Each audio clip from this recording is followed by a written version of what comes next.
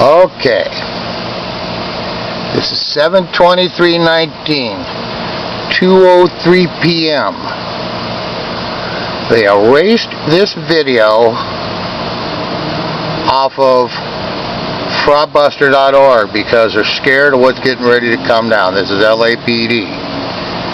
So I refound this thing, so what we're going to play here is just a few minutes of me, and then I'm going to go back and record the entire 32-minute meeting.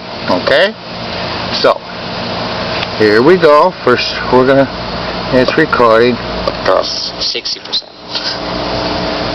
Okay. Thank you.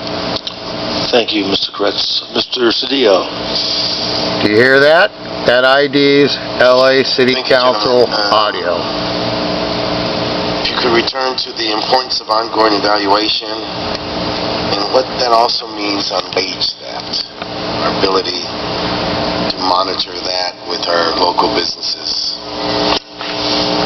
This is a critical issue, and it's very, very difficult to monitor non-payment of overtime and off-the-clock work, also known as wage theft. We currently don't have adequate data systems in place to assess who's not being paid for work that they're doing or who's not being paid properly for the hours that they work. If we were to invest in a system that allowed us to track the minimum wage, we could simultaneously gather information on who's not being paid the right wages. We could simply ask what the nature of their work arrangement is, who do they work for, what's their industry, what's their occupation, and make an assessment about whether or not they should be paid overtime and whether they were, or if they work off the work and don't receive pay for the hours that they work, we would also be able to assess that via a survey. But as it stands right now, there's no systematic way to evaluate that. We can look at complaints to the city and things along those lines, but direct quantification of the size of that effect is not currently available.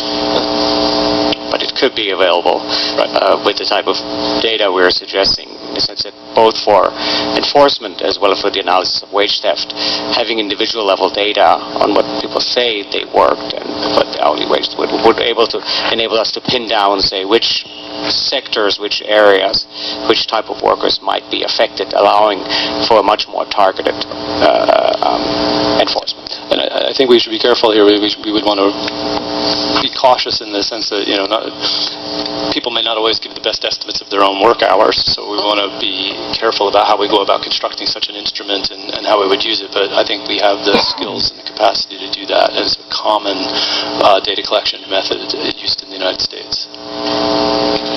And the foundation would be then like the state data systems that the state runs through their EDD, and then our business registries, and then augment that with surveys out to the workforce. Exactly, that's the idea. Let me ask you. In fact, I'm sure no one has asked this, but the goal here is to increase the quality of life of all Angelenos. Build a bridge between the extraordinarily continuing to grow gap between wealth and poverty. This is a rich city, rich state, rich nation, yet we have tremendous poverty at the same time.